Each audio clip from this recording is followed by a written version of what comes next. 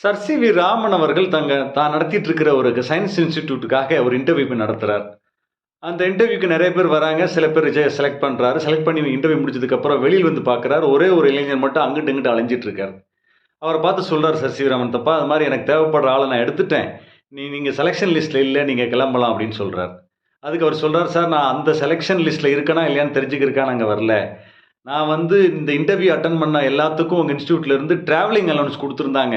அதுல எனக்கு குடுக்கப்பட்ட அலவன்ஸ்ல ரூ. 5 அதிகமா குடுத்துட்டாங்க. அந்த பணத்த திருப்பி குடுக்கணும். அதுக்கு தான் இங்க நான் அங்க இங்கேயும் பார்த்துட்டு இருக்கேன். எல்லா பக்கம் ரூம் எல்லாம் சாத்தி இருக்கு. இப்ப நீங்களே வந்துட்டீங்க. நான் உங்ககிட்டயே குடுத்துட்டு போறேன்னு சொல்லிட்டு குடுத்துட்டு அந்த இளைஞர் போறார். Sir CV. ராமனுக்கு மிகப்பெரிய ஆச்சரியம். உடனே சர் சி.வி. ராமன் அந்த இளைஞர் பின்னாடி போறார். "அப்பா தம்பி நில்லு. நான் வந்து மிகப்பெரிய சயின்டிஸ்ட்ட வேணா செலக்ட் பண்ணியிருக்கலாம். உன்னைய போல ஒரு நேர்மையான ஆள நிச்சயமா நான் செலக்ட் பண்றதுக்கு வாய்ப்பு இல்ல. நீ தான் எனக்கு முக்கியம்" அப்படின்னு சொல்லி செலக்ட் பண்றாரு. நேர்மை அவ்வளவு முக்கியங்க வாழ்க்கையில. புரிஞ்சுக்கோங்க.